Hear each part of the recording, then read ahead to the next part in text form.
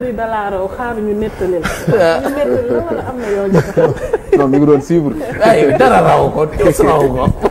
de toutes les façons li ñuy waxtaanee nii yaakaar naa ne lu fi yàgg la. puisque loi d'amnistie bi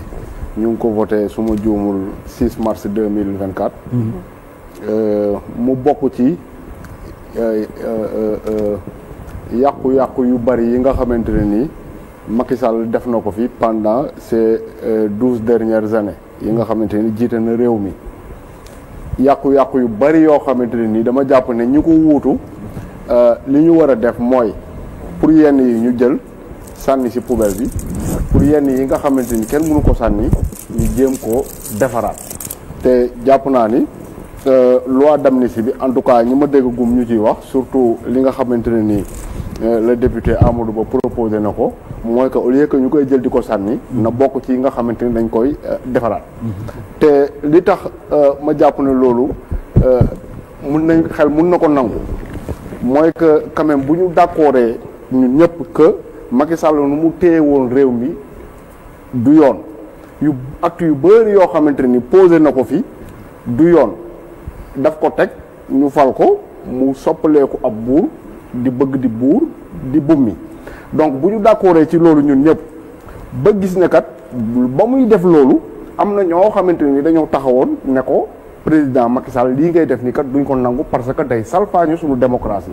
donc bu ñu ñëwaatee tey ñu ne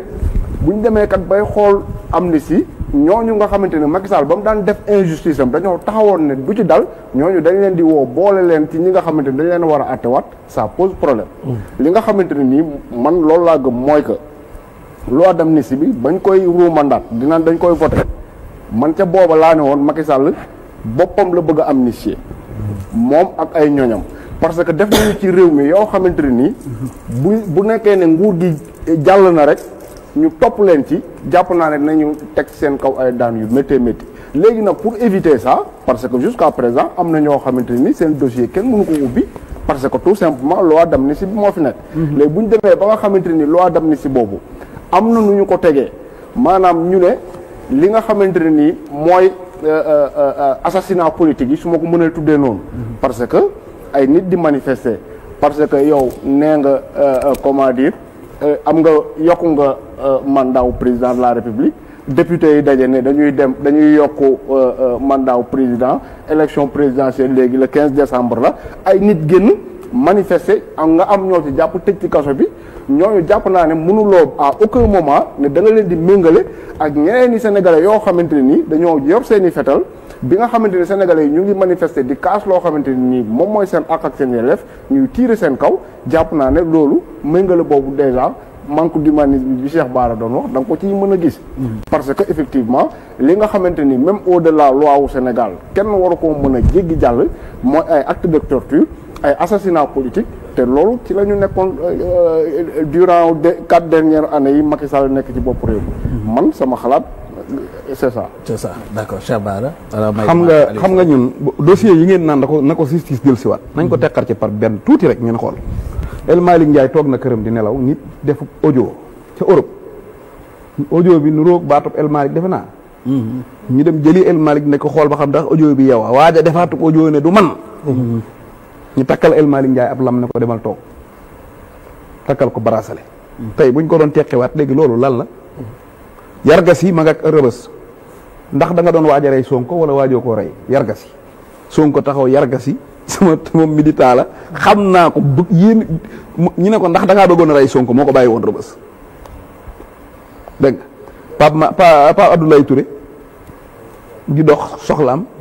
moom doo nga ànd ay nit kar ko dóor koy yat dóor koy birig ba xamut fu muy taxaw ab dossier maanaam ñii xam nga lan nga njëkk a xool rek mooy kan moo bokk Pastef dem taxaw ci kanamu justice condamné la xam gu Macky Sall xamoon ni ñii li ma leen di toppe maa koy bañ man Macky Sall ak waa Benno Bokk Yaakaar waaye du lu yoonu Sénégal di bañ fu ñu gisee juge da leen di bàyyi looloo taxoon kuñ jàpp yóbbu la instruction su ko leeroon ne man buñ ma attee tëj ma 2 ans damay jox ñu dem atte ma mais xam na ne dama am baat boo xam ne dama ko daa wax ci kaso bi lu bari ku ne wax naa la ko su ma daan defal xale yi dama leen di wax ne leen ñi ñu jàpp ñun ñoo nekk ci kaso bi ñoom ñoo nekk ci palais bi waaye ñoom ñooñu gën a jege kaso bi fopp buñ ne ma nee sëñ Baara li ngay wax loolu lu tax ma ne ko ñun ku ci jàkkaarloo ko juge dem ñibbi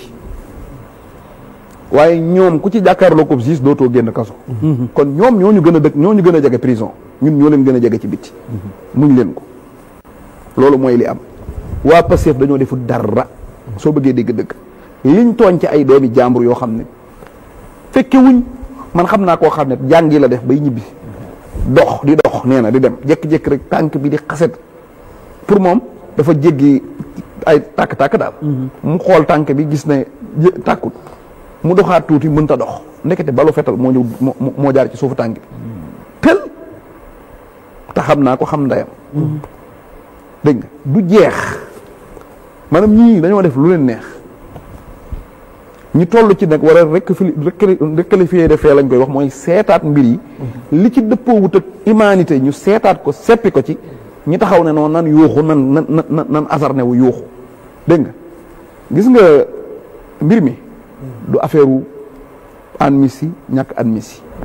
manque de considération la ci bakkanu sénégalais yi manque de considération la ci bakkanu képp koo xam ne da ngaa jàpp ne da ngay bëgg Sonko waxoon na ko fi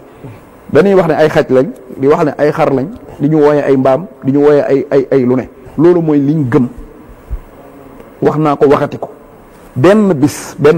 fii ci benn bëccëg ab xale daw na oto topp ko jaar ci kawam ñëpp di ko gis yaa ngi koy gis xale ba di daw tarxis ci ndox mi oto bi ñëw jaar ci digg bopp bi dem mu faatu